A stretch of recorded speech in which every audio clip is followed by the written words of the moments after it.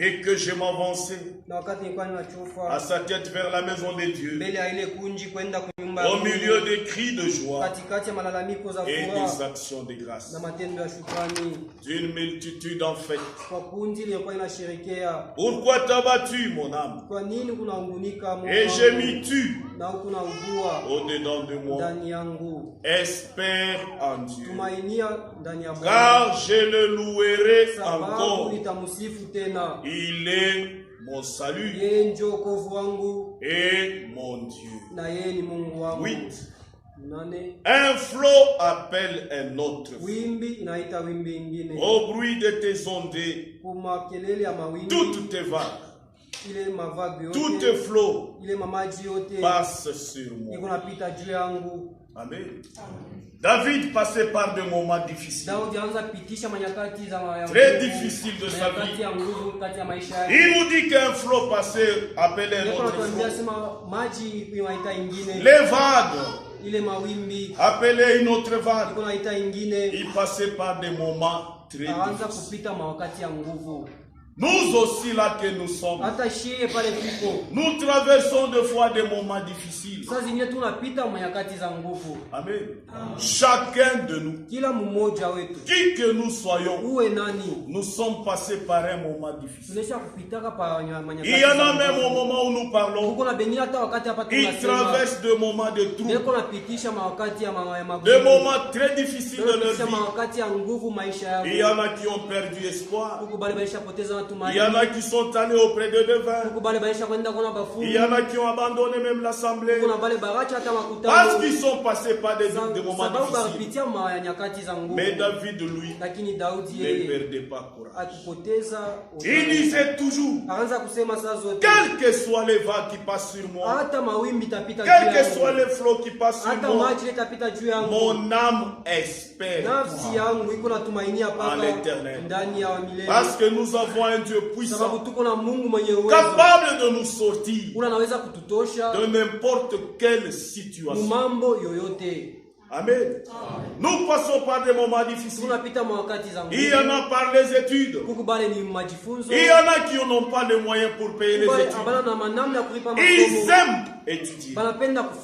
Ils aiment étudier, mais ils n'ont pas de moyens. Ils ont cherché. Ils n'ont pas trouvé. Ils payent la scolarité avec 1000 difficultés. Il y en a pour payer leurs études. Ils doivent aller dans des carrières. Ils doivent soulever des sacs. Ils doivent soulever des sacs ça et là pour qu'on les paye et qu'ils puissent aussi donner. Il y en a qui étudient malgré qu'ils soient intelligents. Ils mettent des bonnes réponses, mais les professeurs ne font que barrer. Ils ne font que barrer, cherchant ce qu'on puisse leur donner de l'argent. Ces enfants-là sont en train de gémir. Où est ton Dieu? Et il y en a de leurs collègues qui disent, toi qui te dis croyant, toi qui te dis croyant, pourquoi tu ne fais que souffrir? Il y en a qui amènent, qui ont même des doutes en eux. Suis-je un enfant de Dieu ou pas?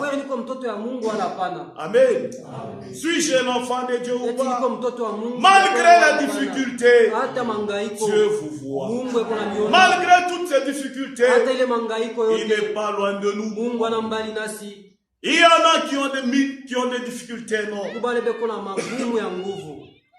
Ils ont étudié. Ils ont fini. Ils étaient intelligents à l'université. Ils étaient toujours premiers. Mais quand ils finissent, ils ne trouvent pas de l'emploi. Partout où ils amènent des demandes d'emploi, on engage leurs amis, mais lui n'est pas engagé.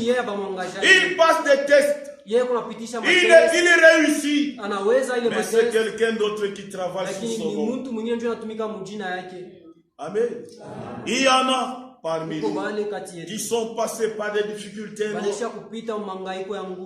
Dans le travail, vous êtes engagés, mais la promotion, vous la voyez pas.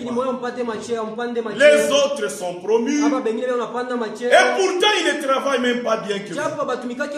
C'est vous qui travaillez bien. C'est vous qui leur expliquez ce qu'il faut faire. Mais quand il y a promotion, ce sont eux. Quand il y a des primes, ce sont eux qui en profitent. Mais toi, chaque fois, tu es écarté. Et il y en a qui se moquent de toi. Tu dis toujours tu es enfant de Dieu. Où est ton Dieu? Tes amis vont en mission. Tes amis ont des promotions. Mais toi, tu pries quel genre de Dieu? Sors de ton église. Va voir un devin. Il y en a qui se moquent de toi. Qui cherchent à voir ton Dieu. Mais étant dans cette situation, on ne perd pas confiance. Nous croyons que Dieu, coûte que coûte, il va nous aider. Quelle que soit la durée de la nuit, le jour apparaîtra. Amen. Vous vendez, vous avez une activité quelconque. Vous avez une boutique. Mais ce sont les voisins qui évoluent. Ils payent des véhicules. Il avait une boutique. Aujourd'hui, il y en a 5. Mais toi, tu n'en as qu'une. Amen. Et ils disent, où est ton Dieu? Si tu avais le Dieu Tout-Puissant, pourquoi est-ce que tu n'évolues pas? Amen. Les gens se moquent de toi. Mais Dieu te dit, ne perds pas courage. Ce n'est pas veut dire que si tes affaires n'évoluent pas, tu as péché. Non. Deux fois Dieu permet certaines choses. Deux fois Dieu permet certaines choses. Amen. Les autres évoluent et nous n'évoluons pas. Cela ne veut pas dire que Dieu est loin de nous. Non. Il nous voit dans chaque situation. Il nous contrôle dans chaque situation. Il veille sur nous dans chaque situation. Même quand les choses n'évoluent pas bien, il est à côté de nous. David disait toujours, mon âme espère en lui. Mon âme espère dans l'Éternel. Je vais le louer. Quelle que soit la situation, Dieu est toujours là. Nous avons la santé qui complique. Aujourd'hui ça va. Demain ça ne va pas. Des problèmes ça et là. Nous nous sommes réveillés aujourd'hui en bonne santé. Demain la santé précaire. Et il y en a à cause de ça. Ils abandonnent Dieu. Croyant que, comme nous avons cru, tout sera facile. Non. Si tout devait être facile, pourquoi Jésus a-t-il souffert? Lui, le Fils de Dieu, il a été flagellé. On a craché sur lui. Et il a dit, si moi un bois vin, on me traite ainsi. Que dites-vous le bois sec? Amen. Quand nous passons par des moments difficiles, Dieu est toujours là. Dieu nous voit. Il attend qu'on parle. Il ne veut pas qu'on puisse murmurer. Il ne veut pas qu'on puisse se plaindre. Il veut qu'on lui présente la situation. Qu'on lui montre ce qui ne va pas dans notre vie. Il connaît, il voit. Il n'est pas loin de nous. Amen. Quand les choses vont mal, les gens se moquent de nous. Non, il disait que c'est un homme de Dieu. C'est un prédicateur. Pourquoi ses affaires n'évoluent pas? Pourquoi il n'a pas de promotion? Pourquoi est-ce que sa fille a été engrossée? Pourquoi est-ce que tout ce qu'il fait ne tient pas? Amen. Elle a dit que c'est une fille de Dieu. Pourquoi est-ce qu'on ne l'épouse? Nous avons gâché notre vie. Nous avons eu des copains ça et là. Mais elle a gardé sa virginité. Mais on ne l'épouse pas. Est-ce que c'est une fille de Dieu? Dis toujours, je suis une fille de Dieu. Dieu m'enverra son fils et j'irai chez moi. Dieu honore ses enfants. Quelle que soit la situation, gardez la parole de Dieu. Au temps venu, Dieu va essuyer vos larmes. Amen. Il y en a, quand la situation complique, ils refusent même de venir à l'église. Dans ta famille, tu ne fais que perdre les enfants. Non, j'ai perdu les enfants. J'ai perdu ma femme. J'ai perdu mon mari. Alors je dois quitter l'église. Il y en a qui quittent l'église parce qu'il y a des problèmes. Parce qu'ils passent par des moments difficiles. Est-ce que c'est ce que Dieu a dit? Amen. Est-ce que c'est ce que Dieu a dit? Quelle que soit la situation dans laquelle nous nous retrouvons, nous aimons toujours Dieu. Nous venons à l'assemblée. Nous venons écouter la parole de Dieu. Même si nous sommes malades, nous venons. Même si nous avons été frappés par un deuil et que les gens ne sont pas venus compatir avec moi, je vais toujours venir. Parce que quand je viens, ce n'est pas pour avoir des amis. Ce n'est pas pour qu'on puisse m'aider. Ce n'est pas pour qu'on puisse me voir. Je viens écouter la parole de Dieu. Quelle que soit la situation. Et non pas toi, quand tu passes par des moments difficiles, il faut qu'on aille te voir. Il faut qu'on aille te cajoler pour venir à l'église. Mais où est le Dieu en qui tu as cru? Amen. Quand tu restes à la maison, qu'est-ce que les païens vont dire? Il y en a, en passant par des moments difficiles, ils vont côtoyer les défunts. Vos amis viendront près de vous. Non, pour cette situation, va voir tel défunt. Il est très puissant. Il a aidé les autres. Un enfant de Dieu, quelle que soit la situation, il n'ira jamais contracter notre Dieu.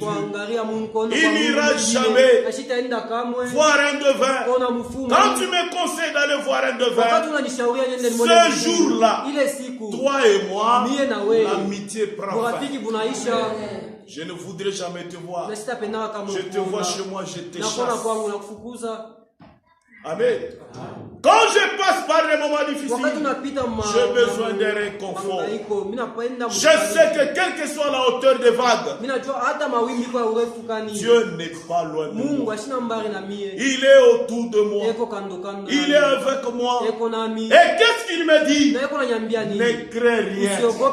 Je suis là. Ne crains pas la hauteur des vagues. Ne crains pas la fureur des vagues. C'est moi qui suis plus puissant qu'elle. Amen.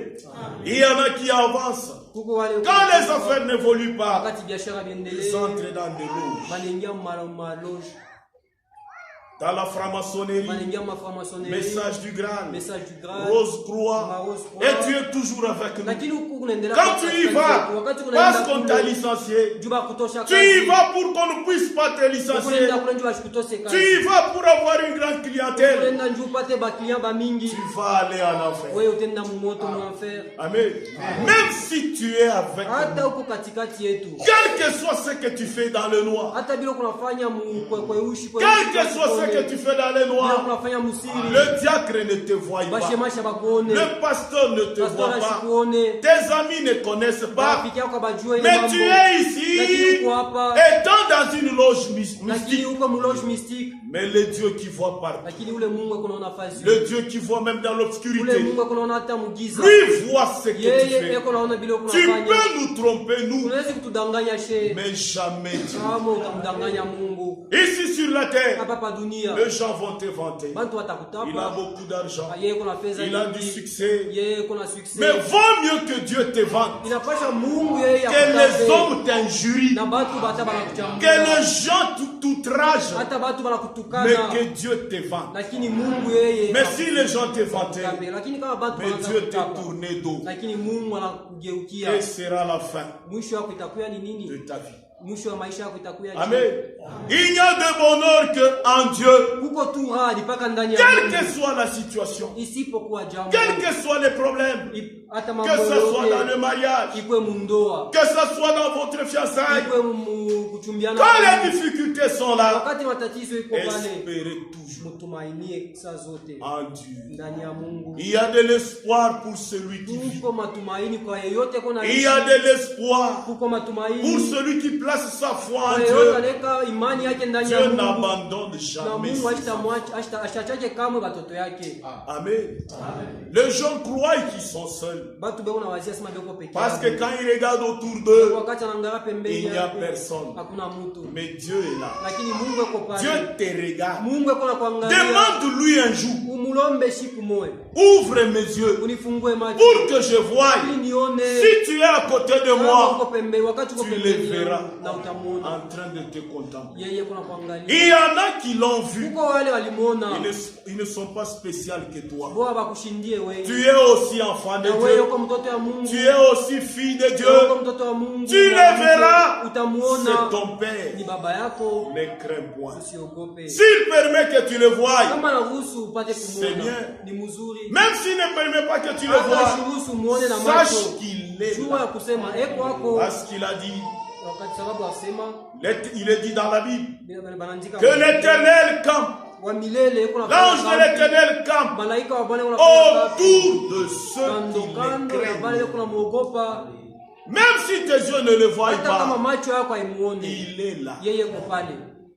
Amen. Il est là. Cette vie ici est pleine de secousses.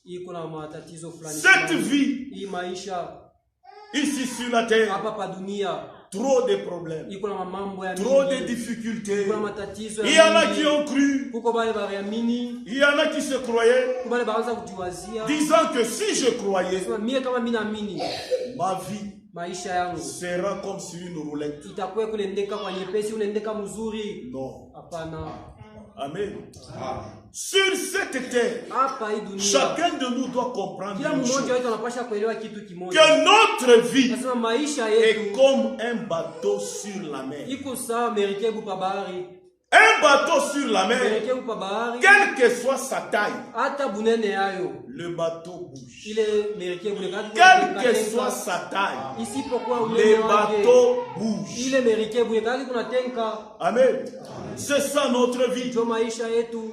Quelle que soit la taille du bateau, une petite vague le bouge. Des grandes vagues bougent ces bateaux-là. C'est ça ta vie. C'est ça ma vie.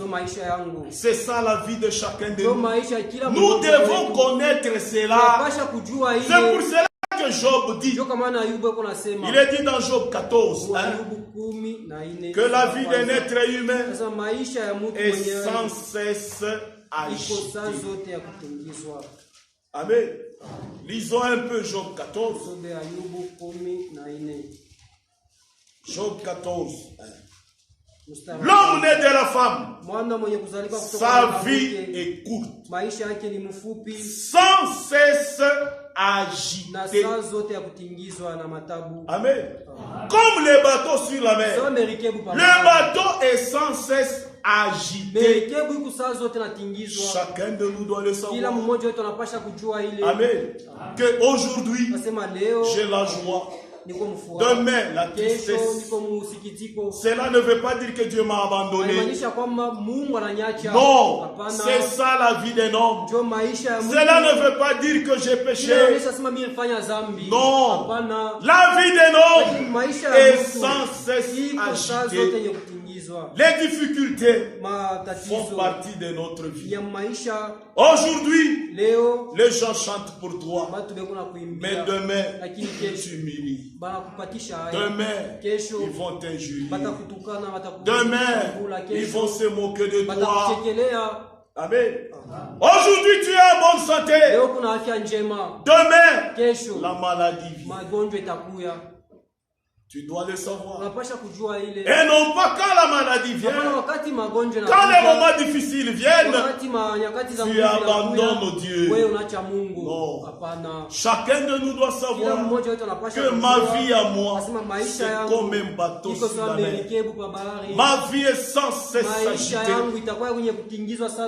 Amen. Même si elle s'agitait, les bateaux jettent l'ancre. Et quand il y a l'ancre, quelle que soit la tempête, les vagues ne vont pas emporter les bateaux. Nous aussi sachant que même si notre vie est agitée, nous avons quelque chose où nous accrochons. Nous nous accrochons à notre Seigneur. Les vagues ne vont pas nous emporter. Les vagues ne vont pas nous détruire. Le Seigneur est avec nous. Celui qui combat pour nous. Celui qui nous surveille, celui qui nous assiste. C'est pour cela que même si nous sommes dans la tristesse, nous glorifions son nom. Même si nous sommes dans la tristesse, nous chantons pour lui. Même si notre vie, même si nous passons par des difficultés, nous chantons avec joie. Nous sommes comme si, nous vivons comme si tout allait bien. Mais pourtant, il y a des choses qui ne tiennent pas. Il y a la femme qui avait perdu son fils, qui était voir le prophète Élisée. L'enfant était bon. Mais quand on posait à cette femme-là la question, qu'est-ce qui ne va pas? Elle disait, mais pourtant, elle avait un cadavre. Mais elle disait, tout va bien. Pourquoi? Elle avait la certitude que le Dieu qui a créé les cieux et la terre va réveiller cet enfant. Nous aussi, quelles que soient nos difficultés, nous sommes dans la joie. Nous avons la certitude que le Dieu Tout-Puissant va nous sortir de ces malades. La vie d'un homme est censée s'agiter. C'est pour cela que quand elle s'agite, on ne se plaint pas. Amen. On est toujours dans la joie. Mais il y en a, quand les difficultés viennent, ils abandonnent Dieu. Frère, pourquoi est-ce que vous ne venez pas à l'église? Frère, je ne fais que souffrir. Depuis que je suis entré dans l'église, mes enfants ne font que mourir. C'est votre pasteur qui les mange. C'est le diacre qui les mange. Votre foi n'est pas bien fondée. Amen. Il a été dit dans 1 Timothée 4:1 que vers le temps de la fin, quelques-uns abandonneront la foi pour s'attacher à des doctrines de démons. Il y en a à cause des difficultés, abandonnent la foi. Mais nous, quelles que soient les difficultés, c'est pour cela que Paul disait, qu'est-ce qui me séparera de l'amour de Dieu? Est-ce que c'est la nudité? Est-ce que c'est la faim? Est-ce que ce sont les difficultés de la vie? Les difficultés font partie de notre vie.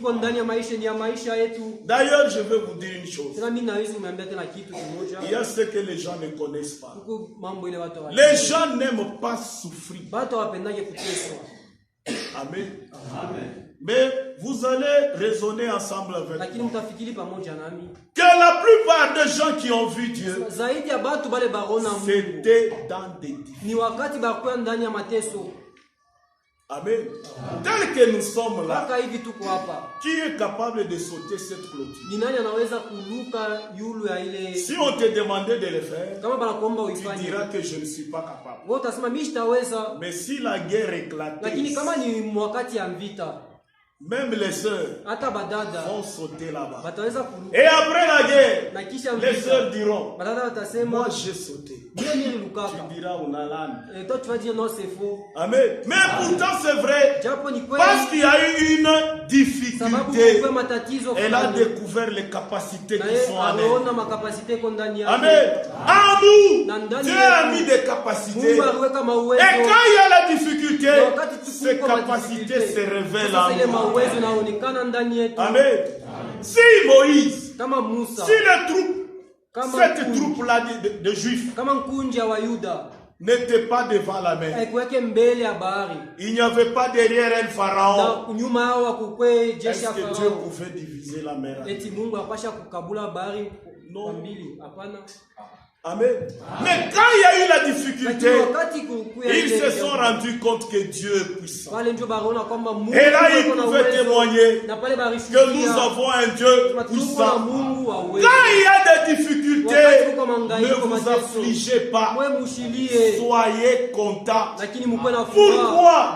Vous sortirez de cette difficulté avec un témoignage. La soeur qui a souffert des seins 2 ans. Amen. Si elle n'était pas malade, est-ce que Dieu allait l'opérer? Non. Il fallait qu'elle soit malade pour qu'elle puisse expérimenter la grâce de Dieu. Elle n'a pas quitté l'église. Elle ne s'était pas découragée. Mais nous n'aimons pas les difficultés. Mais tous ceux-là qui ont beaucoup d'expérience, c'est par des difficultés.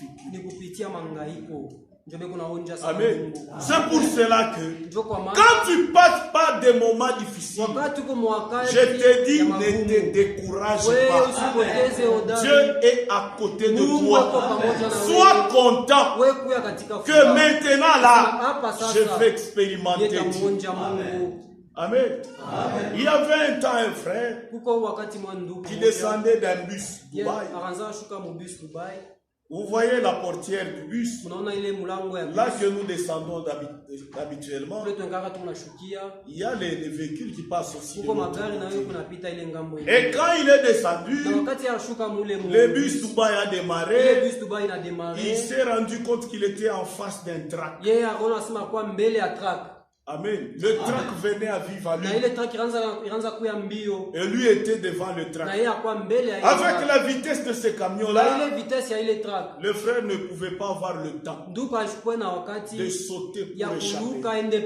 Mais il attendait que le trac vienne.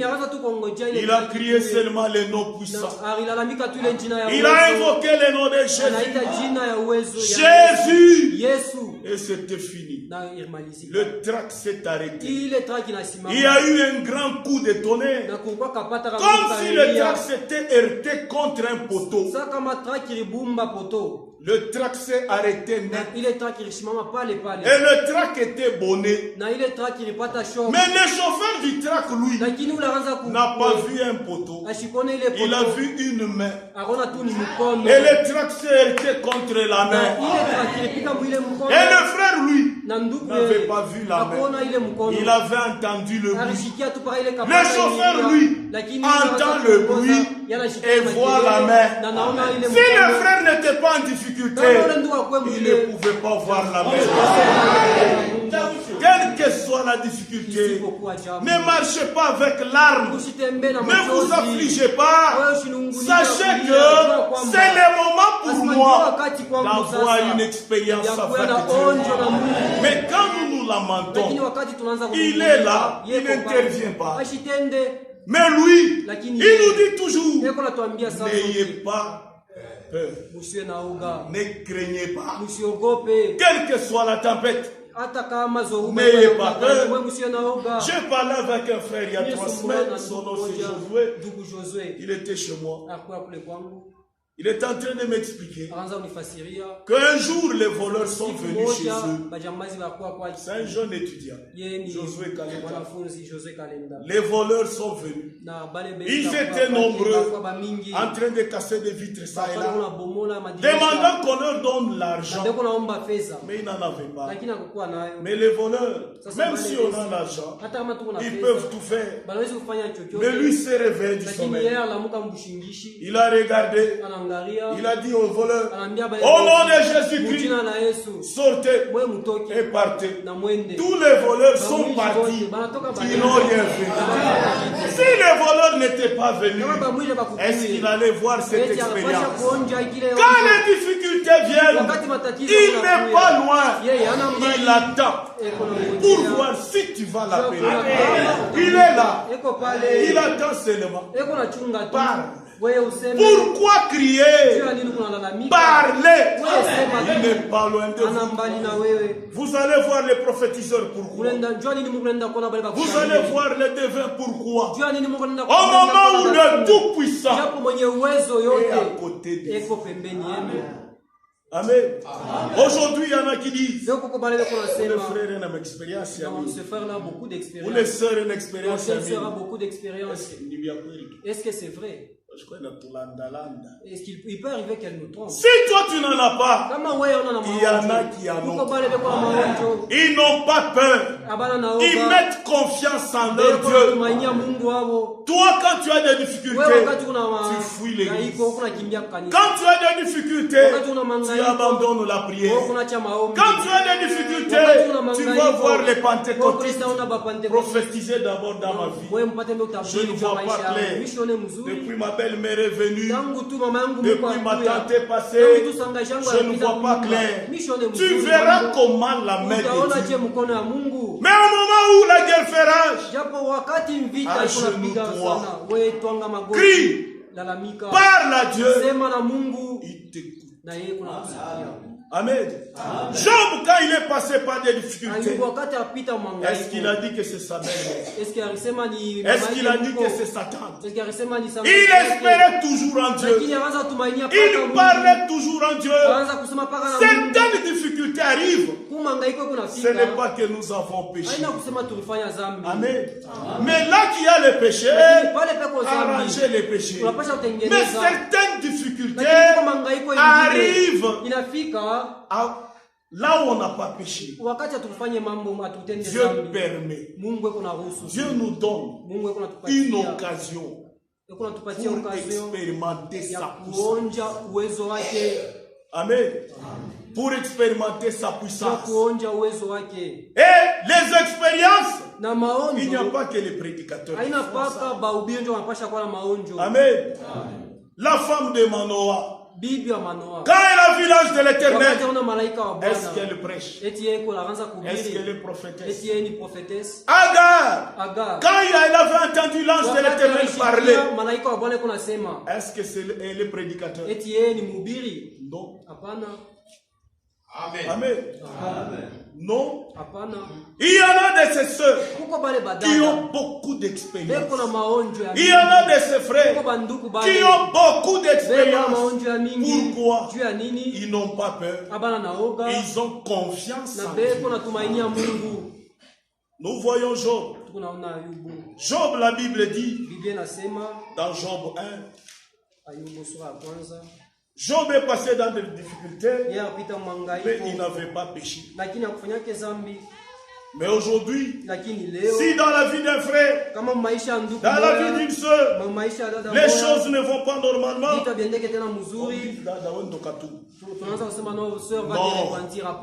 cette soeur n'a pas encore fait peut-être qu'elle a commis un péché. Non. Il n'en est pas ainsi. Certaines choses, Dieu le permet. Amen. Amen. Job 1:1.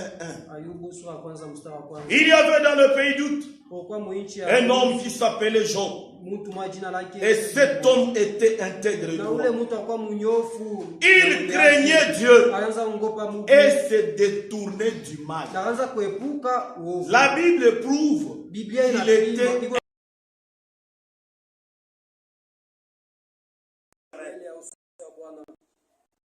Satan demande l'autorisation à Dieu. Il n'y a aucun démon puissant que Satan. Mais toi tu dis, celui qui a mangé mon enfant, c'est ma tante, c'est les sorciers. Et pourtant, Dieu dit, ce qui est dans ma main, personne ne peut l'arracher. Quel est ce démon-là qui est puissant que Dieu pour tuer ton enfant? Qui est-il?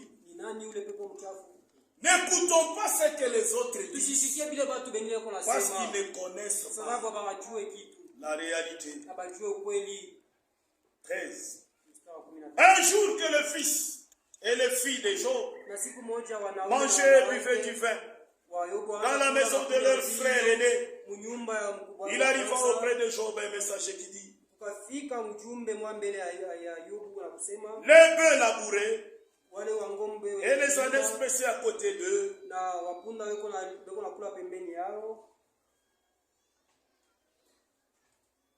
de Sabin se sont jetés dessus, ils ont enlevé. Les malheurs ont commencé à suivre. 17, il parlait encore. Lorsqu'un autre vint, de Chaldéens formés en 3 bandes se sont jetés sur le chameau, les ont enlevés. Il parlait encore. Lorsqu'un autre vint, dit: tes fils et tes filles mangez, buvez du vin dans la maison de leur frère aîné. Et voici un grand vent est venu de l'autre côté du désert et a frappé contre les 4 coins de la maison. Elles sont écroulées sur les jeunes gens et ils sont morts. Quel est le péché que Job avait commis pour que ses enfants meurent, pour que tous ces biens disparaissent? C'est quel péché? Au moment où Dieu lui-même dit, Job c'est un homme intègre, un homme droit. Amen. Ce n'est pas que tous les malheurs qui s'abattent sur nous, c'est qu'il y a un péché qu'on a commis. Dieu a permis.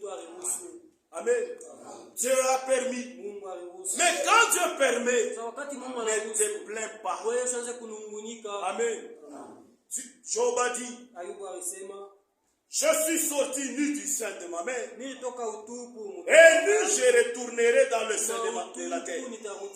L'Éternel a donné et l'Éternel a ôté. Que le nom de l'Éternel soit béni. Et en tout cela, Job ne pécha point. Si c'était toi, tu allais dire que c'est elle sorcière. Non, c'est le chef coutumier. C'est elle de vin qui a mangé mes enfants.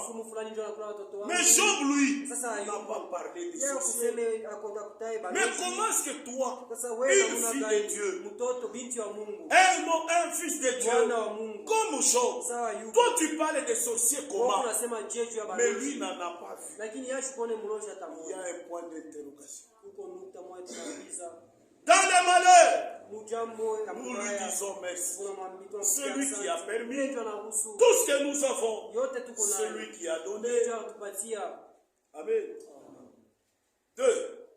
Or le Fils de Dieu vint un jour se présenter devant l'Éternel. Satan vint aussi. Cet homme ne se fatigue pas. Amen. Il ne se fatigue pas. Et toi aussi tu dois le connaître. Tu ne dois pas te fatiguer. Quelles que soient ces attaques, quelles que soient ces menaces, moi je ne défaille pas. Amen. Je tiens toujours à la main immuable de Dieu. Satan vint aussi et l'Éternel lui dit: d'où viens-tu? Et Satan répondit: à l'Éternel de parcourir la terre et de m'y promener. L'Éternel dit à Satan: As-tu remarqué mon serviteur Job? Il n'y a personne comme lui sur la terre. Le témoignage de Dieu dépasse tout autre témoignage. C'est un homme intègre, droit, craignant Dieu et se détournant de mal. Il demeure ferme dans son intégrité. Amen. Et tu m'excites à le perdre de sa motif. Amen. Quand nous allons à 5, le diable qui dit, mais étends ta main, touche ses os et à sa chair. Je suis sûr qu'il te maudira en face. L'Éternel dit à Satan, voici je te les livre. Seulement épargne sa vie. Et Satan se retira.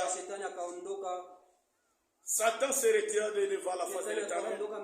Puis il frappa Job d'un ulcère malin depuis la planche de pied jusqu'au sommet de la terre.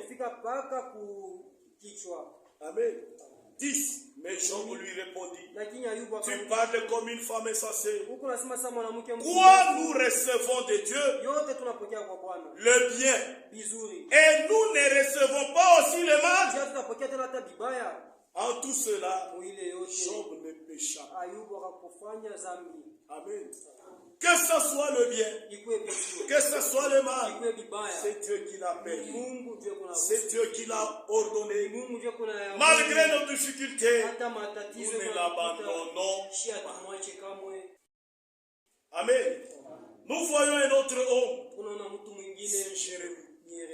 Jérémie est passé par des difficultés. Je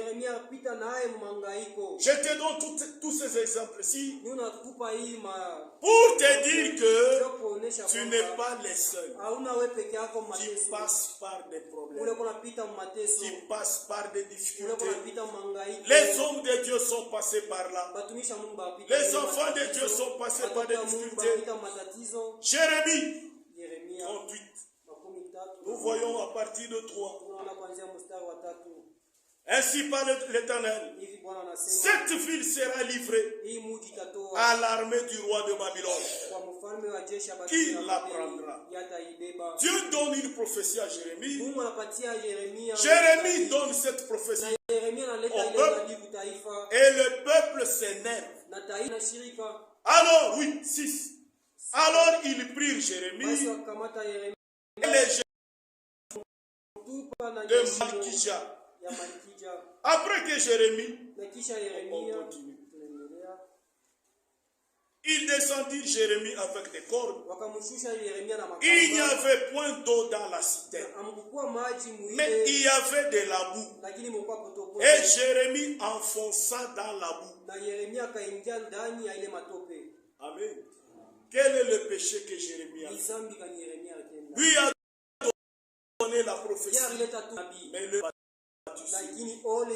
il s'est jeté dans une citerne très profonde. Il y a de pain, d'eau là-bas. Il souffrait énormément. Quel est le péché? Amen. Est-ce qu'il a abandonné Dieu? Il n'a pas abandonné Dieu. Quelles que soient les difficultés par lesquelles nous passons, nous aimons toujours notre Dieu. Nous voyons aussi Paul. Paul qui est passé par des difficultés. Il n'a pas abandonné Dieu. Mais toi, si tu as abandonné Dieu à cause des difficultés, ces hommes ici te jugent. Amen. Parce qu'entre nous, qui est passé par des difficultés comme celle de Job, comme celle de Jérémie, comme celle de Paul? Mais toi, parce qu'un enfant est mort, tu abandonnes Dieu. Parce que tes affaires n'évoluent pas, tu abandonnes Dieu. Tu seras jugé sévèrement. Au lieu de persévérer, car Dieu n'est pas loin de toi. Acte 27. Acte 27 à partir de 1.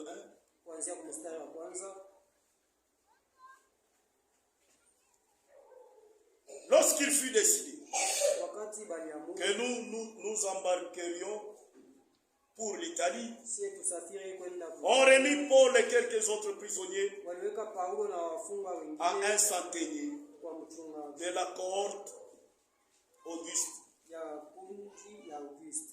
Il devait aller vers l'Italie. Je vais à 4. Parti de là, nous logeâmes l'île de Chypre.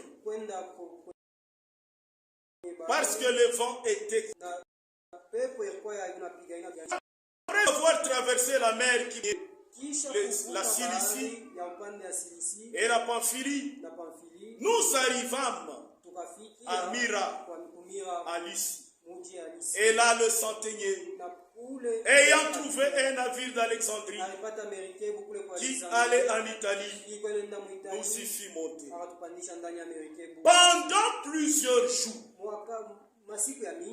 nous naviguâmes lentement. Et ce ne fut sans difficulté que nous atteignîmes la hauteur de Nide, où le vent ne nous permit pas d'aborder. Nous passâmes au-dessus de l'île. 8. Nous le côtoyâmes avec peine et nous arrivâmes à un lieu nommé Popo, près duquel était la ville de Lazé. Un temps assez long était écoulé et la navigation devenait dangereuse, car l'époque même du jeûne était déjà passée.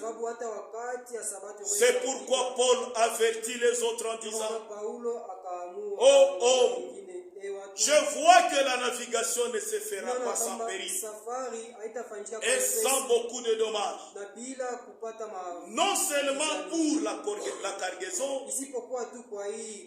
et pour le navire, mais encore pour nos personnes. Le centenier écouta les pilotes et le patron du navire plutôt que les paroles de Paul. Malgré les difficultés de navigation, ils avançaient toujours. Et comme le port n'était pas bon, pour hiverner, la plupart furent d'avis de le quitter pour tâcher d'atteindre Félix, port de Crète. En 13. Un léger vent du sud vint à souffler. Et se croyant maîtres de leur destin, ils levèrent l'ancre et côtoyèrent de près l'île de Crète. Mais bientôt un vent impétueux, qu'on appelle Héraclon, se déchaîna sur l'île. Le navire fut entraîné sans pouvoir lutter contre le vent, et nous ne sommes allés à la dérive. Nous passâmes au-dessus d'une petite île nommée Cloda. Je vais à 18.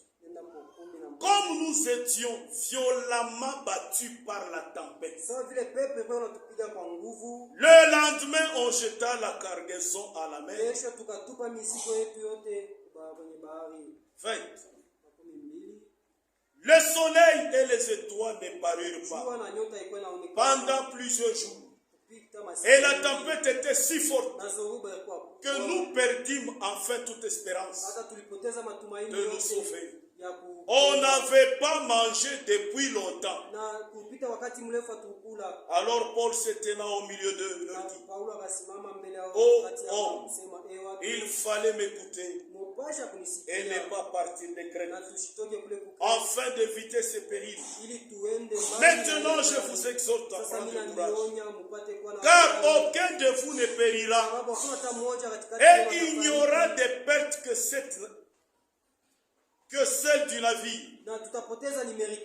Voici ce que Paul dit: un ange de Dieu à qui j'appartiens et que j'essaie, m'est apparu cette nuit et m'a dit, Paul, ne crains point.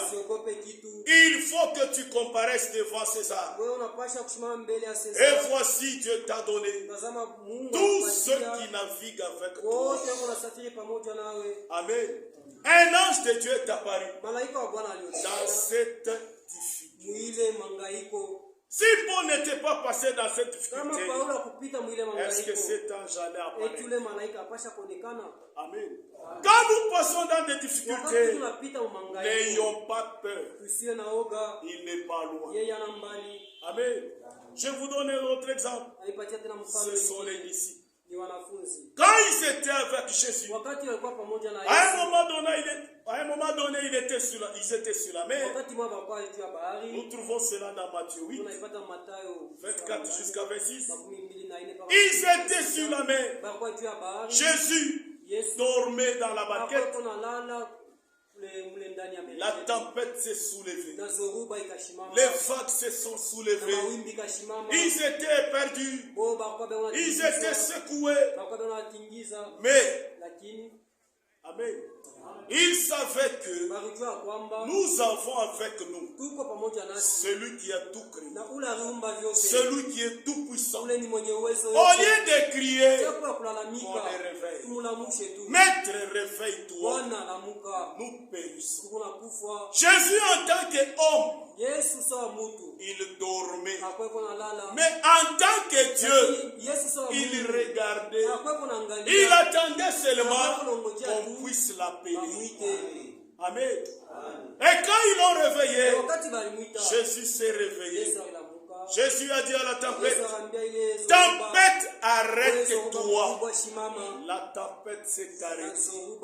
Et quand nous lisons dans Psaume 107, à partir du verset 23, il est dit que ceux-là qui étaient sur la mer ont vu la tempête, ont vu les vagues se soulever. Ils ont crié à l'Éternel. Et l'Éternel a calmé la tempête. Leurs yeux voyaient Jésus. Mais leur foi voyait l'Éternel. Amen. Quelle que soit la difficulté, la tempête qui s'élève dans ta vie, la tempête qui s'élève dans ton travail, la tempête qui secoue ta maison, la tempête qui emporte tes enfants, amen. Ne sois pas agité. Ta maison est secouée. Ta santé secouée. Tous tes projets secoués. La vague appelle une autre vague. Les flots ne font que s'enchaîner. Ne te décourage pas. Fais comme les disciples l'ont fait. Ils ont appelé l'Éternel. L'Éternel était où? Pas loin d'eux. Il était là. Parle-lui aussi. Éternel. Vois-tu ce qu'il y a? La maladie ne fait que m'agiter.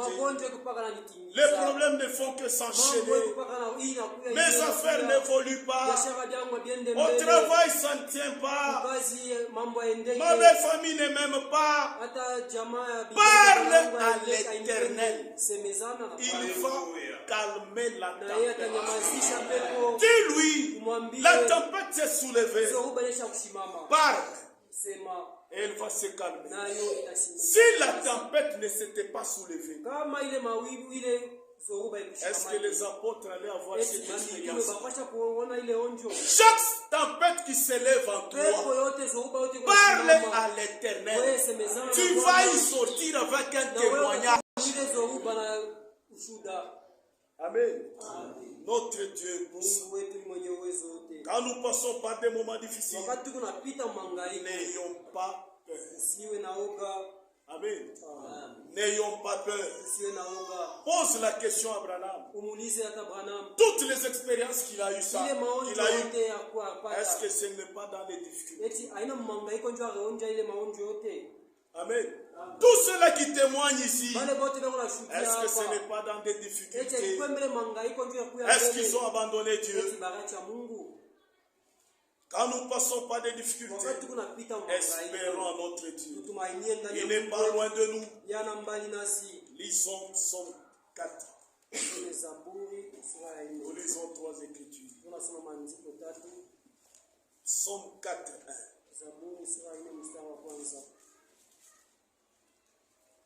Bon, on peut commencer à partir de nous. Quand j'écris, réponds-moi Dieu. Dieu de ma justice.